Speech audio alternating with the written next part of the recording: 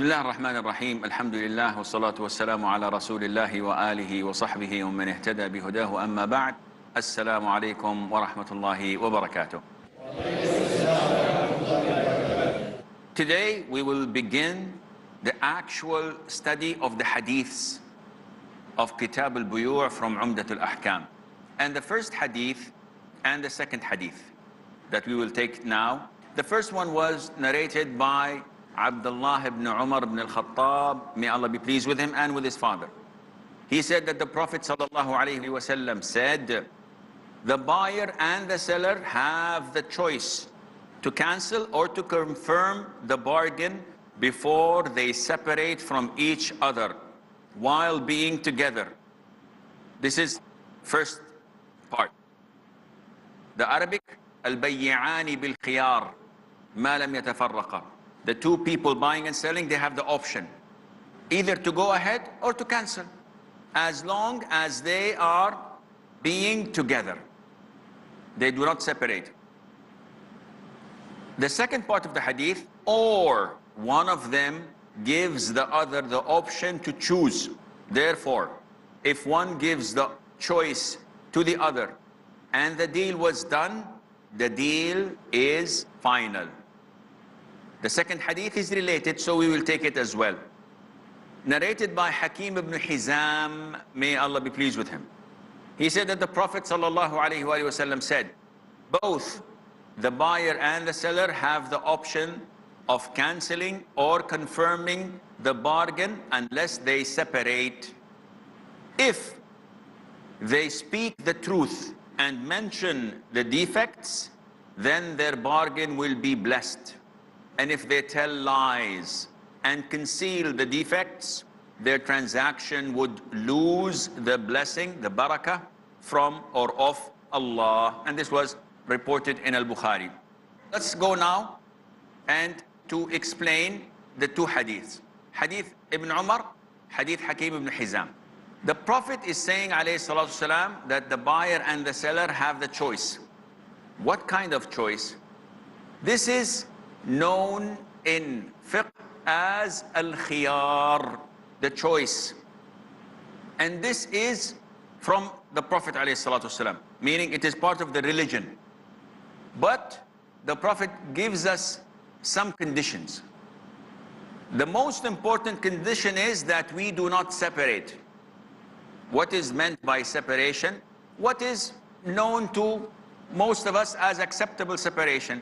So if you are in a house and you make the transaction and you go to the upper floor or you leave the house, then the deal is final. And I will explain to you again how this is going to take place. Islam gives the choice to the Muslims if they make the wrong decision. Now sometimes I'm with you in a room and I see your watch, and it's, wow, beautiful watch. I want to buy it. And it so happens that the other person doesn't want the watch. Says, okay, how much you're buying it for? And he'll say, I'll take it for 1,000. And the man says, I accept.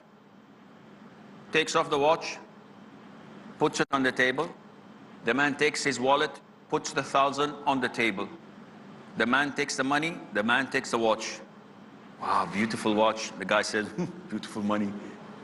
But while still in the room, after an hour, after 2 hours, they have lunch, they talk, they speak, they have desserts, they do whatever they want. After a while, they did not separate physically. After a while, one of them changes his mind and said, listen, I think 1,000 is little. I want my watch back. Or the other one says, Akhi, take your watch. 1,000 is a lot of money. I don't want your watch anymore. Is this permissible? The answer is yes. Is it mandatory upon both? Because I sold you the watch, I'm not willing to take it. Khalas, I have the money, I don't want to. No, the Prophet tells us that this is mandatory. Both of us have to accept. If one does not want to continue with the transaction, it is a must. The condition is that we are in the same room. Okay, what about if I take the money of the watch. I gave the watch to my friend and I said, 1 minute please. And I leave the room and I come after 5 minutes.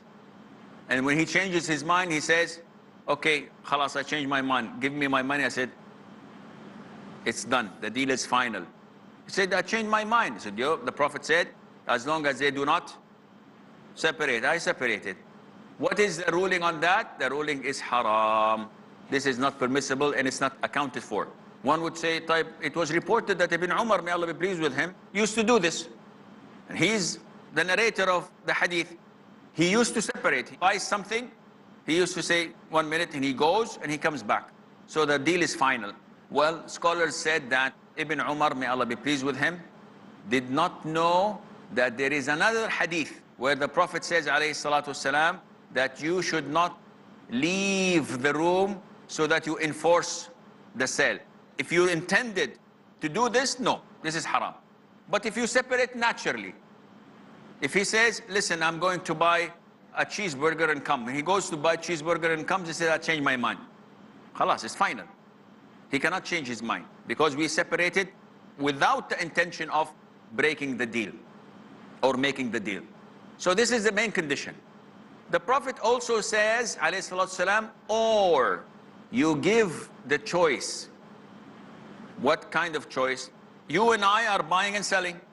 I have my merchandise, you have your money. Before we make the bargain, I say to you, listen, you do not have the choice. Once we say the deal is done, it's done. Do you agree? He says, I agree. Khalas, I agree, you agree, the deal is done. After 5 minutes, he says, I changed my mind. Can he? The answer is no, because there is mutual agreement that the choice is gone. So this is what is meant by al-khiyar, or the choice of, they call it al-majlis, where we are gathering together. This is in Arabic called khiyar al-majlis. And the choice has a number of different kinds, not only of the majlis. So let us first see if we understand the concept or not. Do we all understand the concept?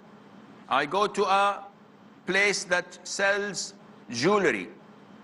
I buy a necklace for my wife. I give him the money. He puts it up in a box and he gives it to me. Now I'm talking about what? Islamic transactions. I'm not talking about what is applicable now. Now the minute the buyer catches the money, you see a very yellow smile.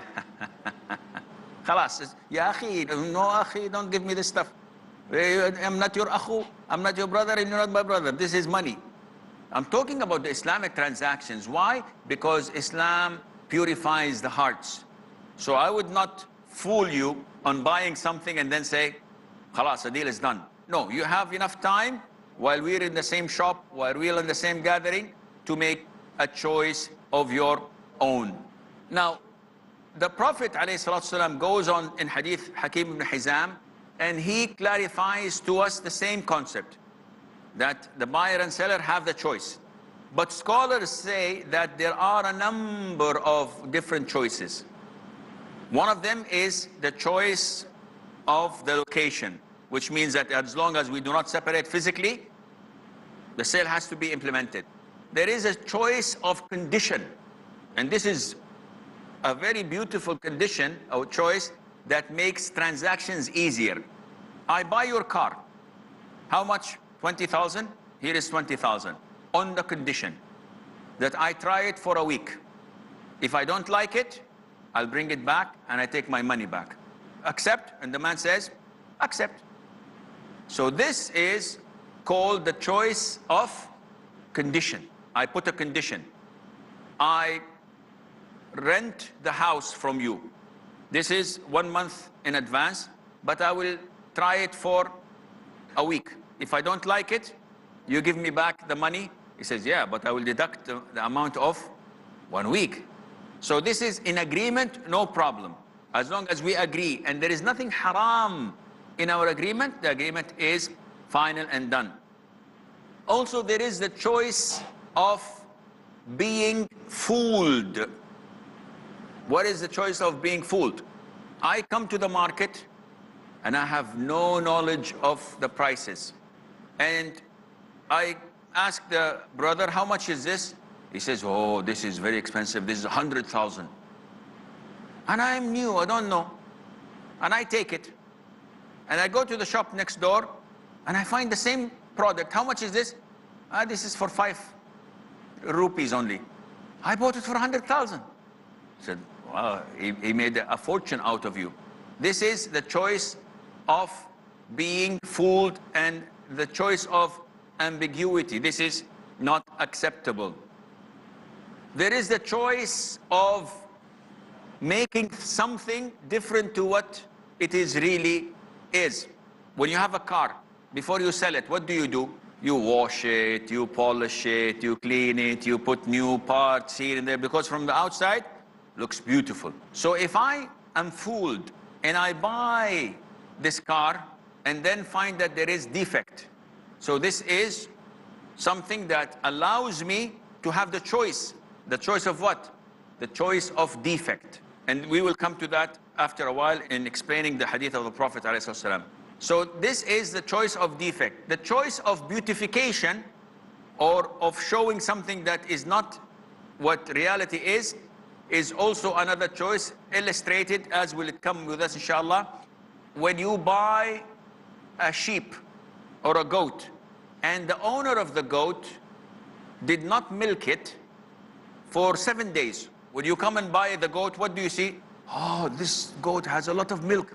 This means that I can have like 5 liters a day. Oh, this is a very healthy and good goat. I will buy it. And after buying it, and I'm milking it for one time, the milk is gone. And it's not generating any new milk. Why? Because he fooled me. They used to do it in Arabia. They tie the breast so it would become big with milk. So the Prophet said, this is up to you, the buyer. If you bought it, now what do you think? You want to go on or cancel it? It's up to you. If you want to cancel it, go ahead. But you have to return it with a sa' of dates, as we will come inshallah to discuss. We have a short break, stay tuned, and inshallah we'll be right back.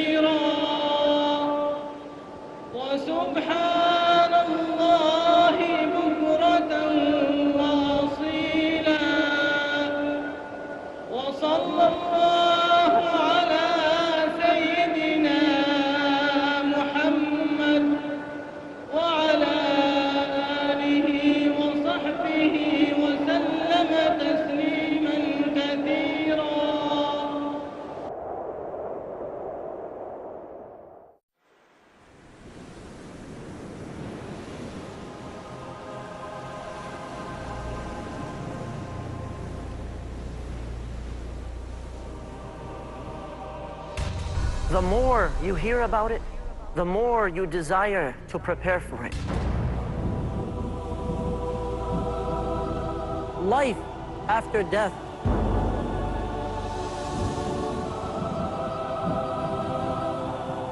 Journey of the soul. The day of resurrection. The torment of the hellfire. The reward of paradise. Stay tuned for a life-changing, heart-softening, spiritually uplifting series about the hereafter exclusively on Peace TV. Know the vivid descriptions of paradise and hellfire from the Quran and authentic ahadith, and acquire life-changing habits to be successful in the hereafter. tomorrow at 6 p.m. and repeat telecast at 5:30 a.m. India on Peace TV.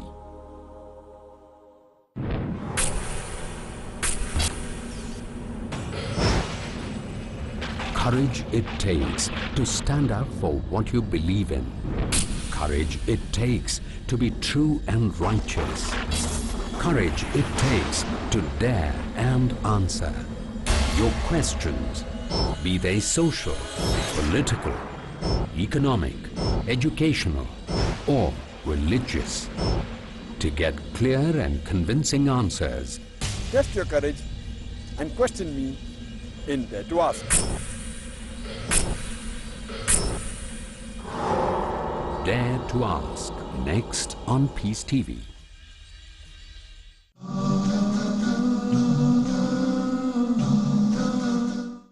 Assalamu alaikum and welcome back. So the udder of the goat or of the sheep, once it is tied, it looks bigger than what it really is. So after milking it, you discover that you have been fooled. You have the choice. And there are different types of choices. So it's not only the choice of the location or the gathering area when I buy and sell before separating. No, there are other types. And we have also other explanations to do. Maybe we will take it quickly and then go for the questions. The Prophet ﷺ in the hadith of Hakim ibn Hizam told us about the reasons that we can get blessing of transactions. What are they? Being honest and showing the defects. And no Muslim would hide things from his brother Muslim. Otherwise, his Islam is not complete. Ya Sheikh, I'd like to sell my car, but nobody is going to buy it if I say that it had 6 accidents and 5 rollovers and 10 times the engine broke. Okay, no problem, nobody buys it, alhamdulillah. But to sell it to someone and not say anything, what will happen? The Prophet tells us that if you sell a product and you are honest and you tell the truth and you expose what's wrong in it, Allah will bless the transaction. Even if you get very little money, the money will be blessed by Allah. And the car or the merchandise will be blessed by Allah. Blessing comes from Allah. We need the blessing of Allah in everything we have, in our money, in our health, in our food, in our houses. So if you seek blessings other than Allah, you're doomed. And if you conceal the defects, if you don't tell him, listen, the tire is not good, it's flat, the engine has oil in it, or this or that. If you conceal and you lie, Allah would take the blessing of your transaction. So even if you sell it for $1 million, so I have $1 million, I'm a millionaire. What happens next? Your child is ill, take him to the hospital, they take 200,000 for operation. You make an accident with your car, it's not insured, you give another 300,000. You get illness, you get debts, you get things to pay, the money is gone. There is no barakah. But that first person with 1,000, Allah has blessed it so much, it lasted for a year. And it's generating a lot of barakah to the house. So this we have to always keep in mind. Do we have any questions? Let's start from the right. Yes, the brother at the end. My question is based on the 4th point which you said.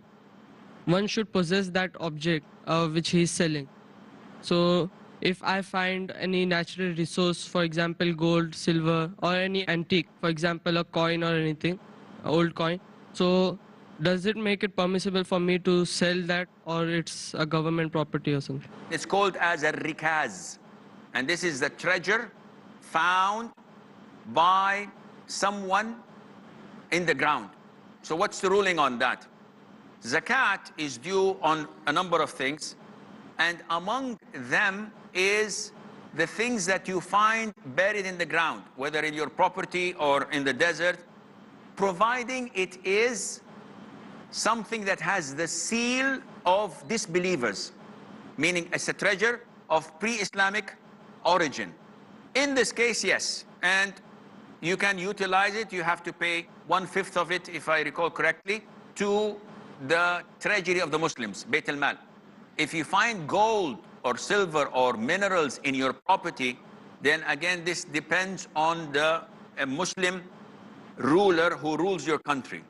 And of course, by default, it depends on the government's regulations. Some countries say that the property and what's in it is yours. In this case, if you find a gold mine, alhamdulillah, it's mine. Some countries say, no, this is for the whole population. We'll give you a compensation and we will confiscate it from you. So I hope this answers the question. From the left, yes, the brother. Sheikh, as you said, a man purchases a thing for $100, and when he goes to the next shop, he realizes that the thing is of only 5 rupees. Now, can he have the option of getting back to the first store and getting his money back? The second question is that the choice of separation. In this cases where we live in, once the bill gets printed and we are not separated yet, we cannot cancel the deal. Is it valid here, the hadith? Can we cancel the deal? First, about your question, which deals about buying something far, far, far more than it's actually worth. In Islamic conditions and societies, yes, you have to return it. And some jurors maybe make it into 20%. So if it's less than 20%, it's okay. If you buy something that is 20% or less, more than what the market value is, they say it's okay. This is what some jurors say. But if it's more, like $100 and 5 rupees, there is a sky and earth difference between both of them. Islamically, yes, you can go to the first shop and tell him that you have fooled me in selling it. But are we applying this nowadays? Most shops you will find in the Muslim world, I'm not talking about non-Muslim world. In Muslim world, you'll find a sign saying that whatever you purchase, you cannot return and you cannot refund. Well, who says this? If I buy something and it's broke, what do you mean I cannot return it? I've been cheated. I have the right Islamically, but nobody unfortunately applies the Islamic concept. As for the second question, which is returning the merchandise after the bill was printed. Again, we're talking about Islamic regulations. Even if the bill was printed, Islamically, you can cancel the bill and you always have this documentation cancelled and you print a 000 invoice showing that this is was refunded or cancelled Islamically. Yes, you have to. The separation, as in the hadith, is physical. You have to leave. One would say, okay, what about buying on the internet? I put a code or something. This is, again, if they were Islamically dealing with you, yes, turning off your PC would be considered to be separating. Likewise on the phone. If you buy something that you're sure of its description, not someone telling you, I have a car, and you say, I buy it. And you don't see it, you don't know it, you don't know what the specifications. No, if you have a car or some kind of merchandise that you can specifically describe, and it's exactly, accurately as you want. And on the phone, I'll buy it, and he says, okay, I'll sell it. Transaction is done, Assalamu alaikum wa alaikum salam. You hung up, this is considered to be part of the separation. Amir Rahman. Assalamu alaikum, Sheikh. When we talk about khiyar, and two people agreeing to certain terms, as we said, but what's the surety? Okay. Now, in Islam, the sales, the transactions are done verbally. Marriage in Islam is very beautiful, very easy. Try it. The guardian of the girl says to the boy coming, he says, I give you my daughter in marriage. And there are 2 witnesses or more. And the boy says, I accept. Khalas, it's done. She's married to him. She's married? Yes. No walima, no wedding, no, we didn't discuss the mahar. No need. She's your wife, take her. Likewise in transactions, it is done and confirmed by saying verbally. The man says, I sell you my product for 1,000. And he says, I accept. It's done. After a day or 2, you cannot come and say, listen, no one was there, so you have to bring evidence. This happened with the Prophet ﷺ. The Prophet outside of Medina saw a man, a Bedouin, with a horse. How much? So and so. I buy it. The man says, I sell it. Khalas, the transaction is done. The Prophet told him, come to Medina, I'll give you the money. The man came to Medina. On the way, he saw a group of tribesmen who saw the horse and gave him more money, not knowing that he already had sold it to the Prophet. So he gave them the horse and took the money and went to Medina. And the Prophet saw him and said, where's my horse? The Bedouin said, what horse? He said, the horse I bought from you. He said, no, I did not sell it. He said, yes, you did. He said, no, I didn't. What can we do? The sale has been done. The Prophet said, alayhi salam, I bought it from you. And the man said, where is your witness? Astaghfirullah. He's saying to the Prophet, alayhi salam, where is your witness? And the Prophet said, I don't have a witness. Khuzaymah ibn Thabit, may Allah be pleased with him, stood up and said, I testify, Prophet of Allah, that you bought the horse from him. He said, Khuzaymah, how do you testify on something you did not see? He said, Prophet of Allah, I believe that the revelation comes to you from the heavens. Don't you want me to believe you in a horse? So the Prophet laughed, alayhi salatu salam, and made his testimony, Khuzaymah, may Allah be pleased with him, of two. Usually you need two men to testify on something. The Prophet made his testimony as of two because of that incident. So transactions happen by selling. Someone proposes, I give you my merchandise for this much, and you say, I accept, khalas, it's done. Nowadays, unfortunately, because people are more of cheating and lying, they have to authenticate this. But Islamically speaking, if you go back on your transaction after we have done it, you are sinful at the sight of Allah. Maybe you will escape the punishment here in court or in jail, but you are held accountable at the sight of Allah. Until then, fi amanillah, wassalamu alaikum wa rahmatullahi wa barakatuh.